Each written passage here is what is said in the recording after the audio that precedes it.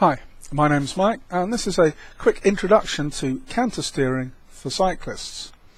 If you haven't ever heard of countersteering, which I think a lot of cyclists haven't, this is quite an important issue. It can make your cornering much easier and smoother, and in certain circumstances it could also save you from having rather a nasty accident. So what is countersteering? Well, the idea of countersteering is quite simple, and it's given in the name: counter or opposite steering. So when you're travelling at very low speed, if you want to turn right, you turn the handlebars to the right. If you want to turn left, you turn the handlebars to the left. But if you're going a bit faster, what happens is that if you turn the handlebars to the right, that'll actually tend to make you turn to the left, and if you turn the handlebars to the left, that will tend to make you go to the right. That's opposite steering. Right?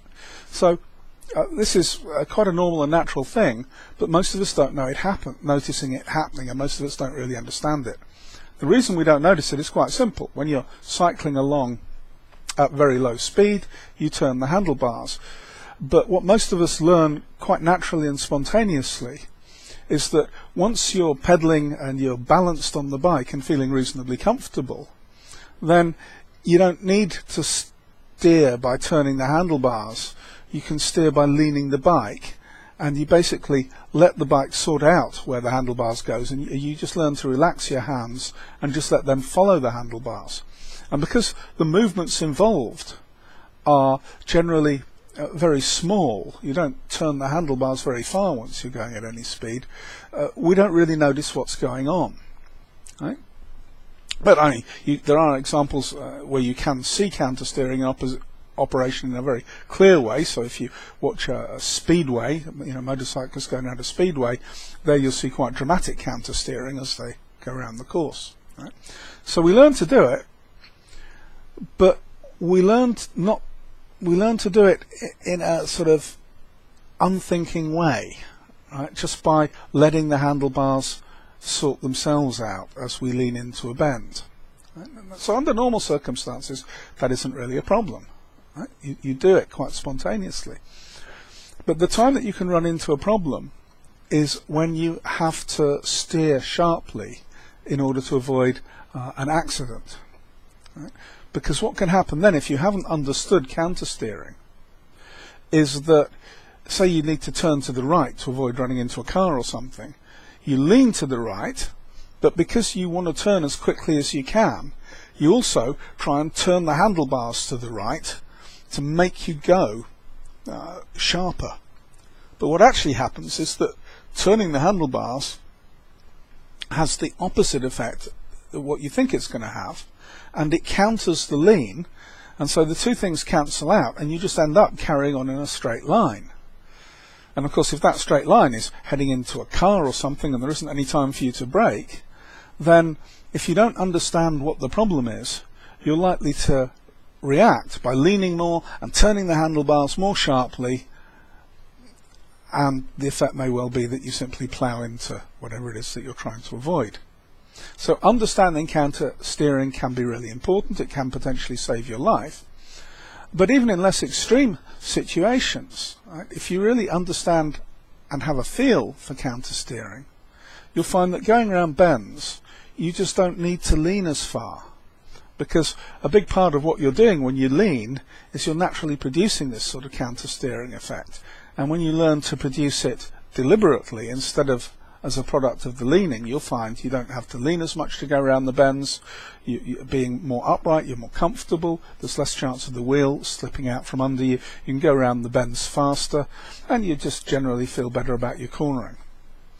So how do you do countersteering? How does it really operate? Well, I'm not going to explain the physics behind it or how it works. I'm only interested in helping you to get a feel for it, the kind of understanding that will let you use it on the road. Right? So this is a very simple process, and I recommend just two simple steps.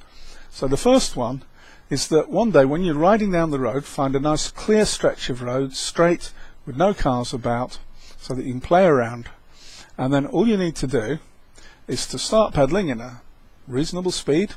You don't have to be really fast. This is just the point at which you know, maybe not if you're my age, but certainly when I was younger, I used to be able to cycle by taking my hands off the handlebars and just turning by leaning without even touching the handlebars. Well, you know, you have to be doing about 5, maybe 10 miles an hour to do that. That kind of speed's quite enough, just a bit over 5 miles an hour, say. Now, what you want to do is, we'll start with the right hand side, is first of all, just let your left hand relax, and with your right hand, just push on the handlebars away from yourself, right? As though you're going to try and turn them around. You know, push the right hand around. Okay, so you'd think that you're going to turn to the left. Right? Now, build the pressure up slowly. Don't put a lot on. We're not actually going to try and really turn the handlebars. What you'll find is that as you put the pressure on the right hand side, the bike starts to move across the road to the right. Right? So when you've experienced that, do the same thing but on the left. Just a bit of pressure with your hand, pushing on the left hand handlebar, pushing it away from yourself, or pressing away from yourself. You're not moving these more than a degree or two. You know, this is more pressure than movement, and just pushing on the left hand side, you'll find that the bike will start to move across to the left.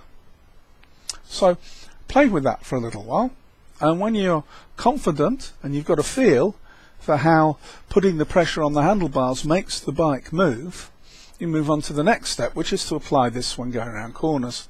So obviously you want to pick a corner that isn't too sharp, and you want to pick time when there's not too many cars around, so you can just play around with this and really get a feel for it.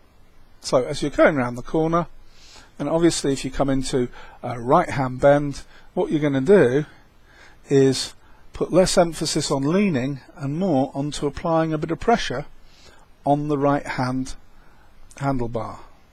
And on the left hand bends, you're going to try the same thing, and you'll find that by deliberately adding a bit of counter steering as to augment your leaning, you just go around that bend a bit more smoothly. You don't have to lean as much, there's less chance of the tyre slipping out from under you, and you just all over feel more secure.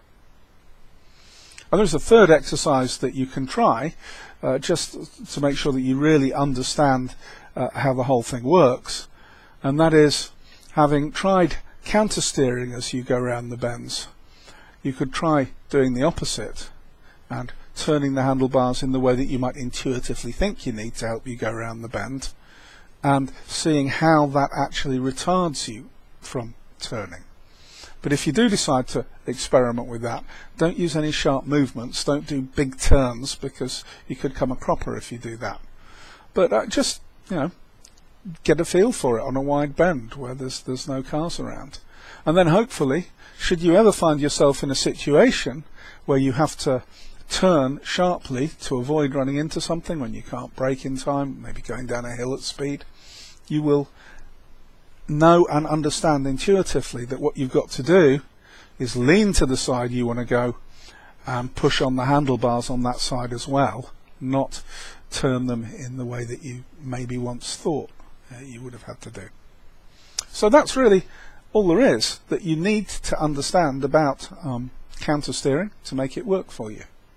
There are a lot of videos about counter steering for motorcyclists on YouTube, including a few rather sad ones that show you what can happen when you fail to understand counter steering. There's a rather nasty one of somebody riding into a lorry that he could quite easily have avoided had he understood about counter steering and not tried to steer in the same direction he was leaning. If he'd understood it, he could have saved himself quite a bit of injury. And you know, bicycles, the same thing can happen. So this is something that you really should understand and get a feel for as a cyclist. So I hope this will help you to feel more comfortable and secure going around bends, and that it will help you from to prevent you ever having this thing where you simply can't steer out of the way of a problem. That's it. Thank you.